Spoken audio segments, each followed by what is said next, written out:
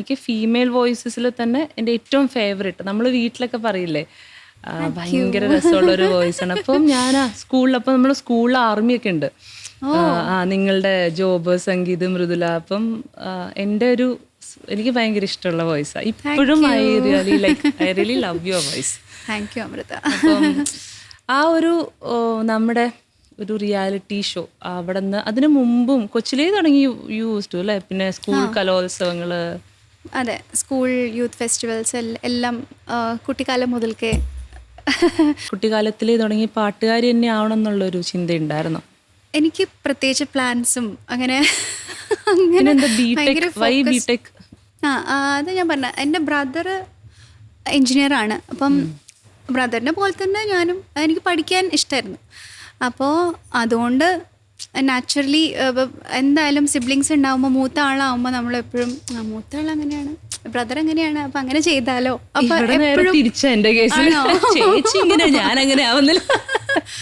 എനിക്ക് അങ്ങനെയാണെന്ന് തോന്നുന്നു. എനിക്ക് എപ്പോഴും ഏട്ടൻ ചെയ്യുന്നതൊക്കെ കറക്റ്റാണ്, പക്കയാണ്, അങ്ങനത്തെ ഒരു ഫീലാണ് എപ്പോഴും. നിങ്ങൾ രണ്ടുപേരാ? രണ്ടുപേരാണ്. അപ്പോൾ അതുകൊണ്ട് പഠിക്കാൻ ഇഷ്ടമായിരുന്നു. അപ്പോൾ അങ്ങനെ ജോയിൻ ചെയ്താണ് ബിടെക്കിന്. മെറിറ്റിൽ തന്നെ കിട്ടുകയും ചെയ്തു. പക്ഷേ പാരലലി മ്യൂസിക് എപ്പോഴും എൻ്റെ കൂടെ തന്നെ ഉണ്ടായിരുന്നു. പക്ഷേ ഒരു പ്രൊഫഷനായിട്ട് ചൂസ് ചെയ്യാൻ പറ്റുമോ എന്നുള്ളൊരു വലിയൊരു ക്വസ്റ്റ്യൻ മാർക്ക് തന്നെയായിരുന്നു. അത് പറ്റുമോ?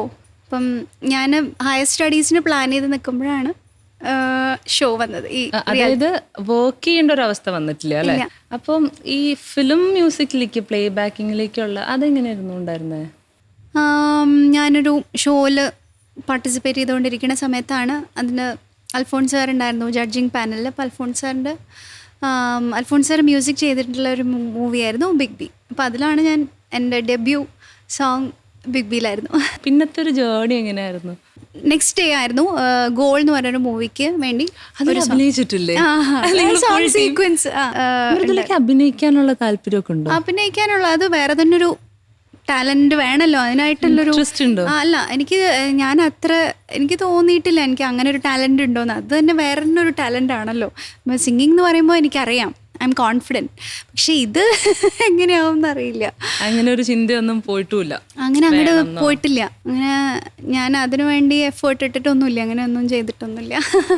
പിന്നെ ഫുൾ ഫോക്കസ് മ്യൂസിക്കിൽ തന്നെയാണല്ലോ, അപ്പോൾ വേറെ ഒന്നും നമ്മൾ ചിന്തിക്കുന്നില്ലല്ലോ. അതാണ്. ഗോളിൽ പാടിക്കഴിഞ്ഞ് അപ്പോഴും ബിടെക് ചെയ്തുകൊണ്ടിരിക്കുകയാണ്. അപ്പം പിന്നെ ഫുൾ സ്റ്റഡീസിൽ ഫോക്കസ്ഡായി. പിന്നെ പഠിത്തം തന്നെയായിരുന്നു കുറച്ച് നാൾ. പിന്നെ അത് കഴിഞ്ഞ് കോഴ്സ് കംപ്ലീറ്റ് ചെയ്തതിന് ശേഷമാണ് പിന്നെ വേറൊരു ഷോയിൽ വരുന്നത്. അത് പക്ഷേ എനിക്ക് ഒട്ടും ഇൻട്രസ്റ്റ് ഉണ്ടായിരുന്നില്ല. അതെൻ്റെ പേരൻസ് ഫോഴ്സ് ചെയ്ത് വിട്ടായിരുന്നു വേണമെങ്കിൽ പറയാം. പക്ഷെ ആ ഒരു എന്താ പറയാ, അതൊരു ഭയങ്കര സ്റ്റഡി ഫേസ് അല്ലേ നമുക്ക്.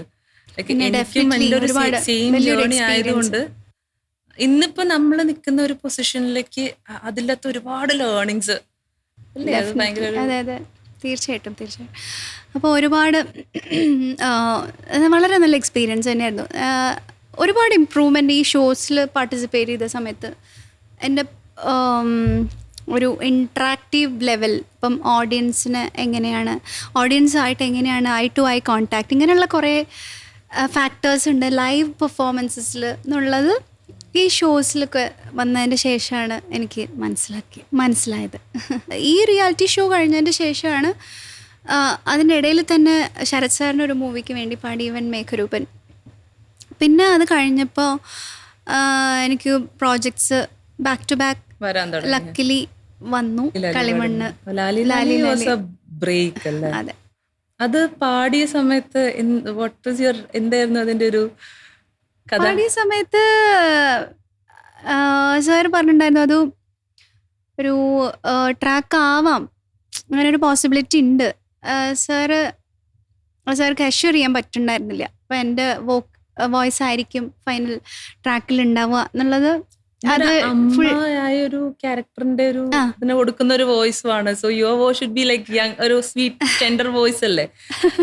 അതും ഉണ്ടായിട്ടുണ്ടാവും. പക്ഷെ കുറച്ച് കുറച്ചൊരു ഡിഫറൻസ് വരുത്തിയിട്ടാണ് പറഞ്ഞിട്ടുണ്ടായിരുന്നു. അപ്പോൾ അങ്ങനെ വരുത്തിയിട്ടാണ് എസ്പെഷ്യലി അനുപല്ലവി ഒക്കെ വരുന്ന ചരണം, 2 ചരണവും അങ്ങനെ കുറച്ച് ടോൺ, ഡിഫറെൻറ്റ് ടോൺ യൂസ് ചെയ്തിട്ടാണ് പാടിയിരിക്കുന്നത്. മെച്ചുവേർഡ് വോയിസ് വേണം എന്ന് പറഞ്ഞിട്ട്, ഒരു അമ്മയുടെ ഒരു ഫീൽ വരണം. അപ്പം അത് വളരെ നല്ലൊരു എക്സ്പീരിയൻസ് തന്നെയായിരുന്നു. എനിക്ക് ഒരുപാട് ആ റെക്കോർഡിങ് സെഷൻ എന്ന് പറഞ്ഞാൽ ഇപ്പോഴും എനിക്ക് ആ റെക്കോർഡിങ് സെഷനിൽ കൂടെ ഞാൻ പഠിച്ചിട്ടുള്ള കാര്യങ്ങൾ എനിക്ക് ഇപ്പോഴും വളരെ ഭയങ്കര യൂസ്ഫുൾ ആയിട്ടുള്ള കുറേ കാര്യങ്ങൾ ഞാൻ പഠിച്ചിട്ടുണ്ട്. കുറേ സമയം എടുത്ത് പാടിയ പാട്ടാണോ അതോ ഒറ്റ ദിവസം കൊണ്ട്? ഒരു 3 മണിക്കൂർ എടുത്തു.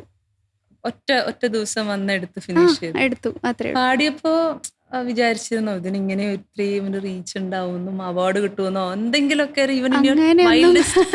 അല്ലെങ്കിൽ ആഗ്രഹിച്ചിട്ടുണ്ടായിരുന്നു?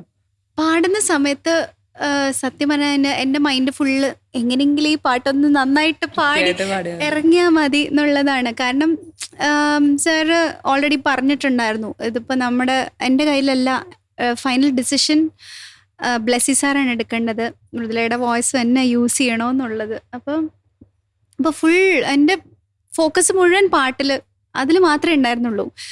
അപ്പം വേറെ കാര്യങ്ങളൊന്നും നമ്മൾ ചിന്തിക്കുന്നില്ലല്ലോ. പക്ഷെ മൃദുലയുടെ ലൈഫില് എനിക്ക് തോന്നുന്നു ബിഗ്ഗസ്റ്റ് ബ്രേക്ക് എന്ന് പറയണത് അത് തന്നെയായിരിക്കും. ഇപ്പോഴും ലാലി ലാലി ലാലി ലാലി എവിടെ പോയാലും ഓഡിയൻസ് എപ്പോഴും റിക്വസ്റ്റ് ചെയ്യുന്ന ഒരു സോങ് തന്നെയാണ് ലാലി ലാലി. ലാലി ലാലി ലേ ലാലി ലാലി ലേലോ, ലാലി ലാലി ലേ ലാലി ലാലി ലേലോ, മലരൊളി മന്ദാര മലരെ മഞ്ചാടി മണിയെ ചാഞ്ചാടും അഴകേ, പുതുമലരെ പൊന്നാര മലരെ എന്നോമൽ കണിയേ എൻ കുഞ്ഞു മലരെ, ലാലി ലാലി ലേ ലാലി ലാലി ലേലോ, ലാലി ലാലി ലേ ലാലി ലാലി ലേലോ. ഞാൻ ഈ പാട്ട് കേട്ട് കരഞ്ഞിട്ടുണ്ട് മൃദു. അങ്ങനെ കേട്ടിങ്ങനെ കരഞ്ഞിട്ടുള്ള മൊമെന്റ്സ് ഉണ്ടായിട്ടുണ്ട്. എനിക്ക് അത്രയും ക്ലോസ് ടു ഹാർട്ടായി.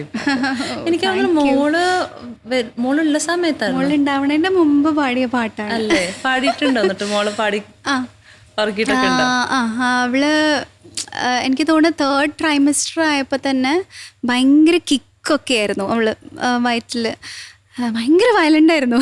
അപ്പം ഞാനിങ്ങനെ വെറുതെ ബോയാണ് ഗേളാണെന്നൊന്നും അറിയില്ല, പക്ഷെ എന്നാലും ഞാൻ മേരി കോം എന്നൊക്കെ വിളിക്കുമായിരുന്നു. ചവിട്ടുകൊണ്ടോ? അപ്പോൾ ഈ ചവിട്ടുന്ന സമയത്ത് ഞാനിങ്ങനെ ഈ പാട്ട് പാടിക്കൊടുക്കും. അപ്പോൾ ഭയങ്കര സൈലൻ്റായിട്ട് അടങ്ങിയിരിക്കും. അപ്പോൾ ഈ സയന്റിഫിക്കലി പ്രൂവൻ ആണെന്ന് പറയുന്നത് കേൾക്കാലോ അല്ലേ? പാപ്പുവിന്റെ കേസിൽ അങ്ങനെ തന്നെയായിരുന്നു. പാപ്പു റെസ്പോണ്ട് ചെയ്യായിരുന്നു വയറ്റിൽ ഞാൻ പാടുമ്പോ അതിനനുസരിച്ച് മൂവ്മെന്റ്സും, അതൊരു ഫീലിംഗ് തന്നെയായിരുന്നു.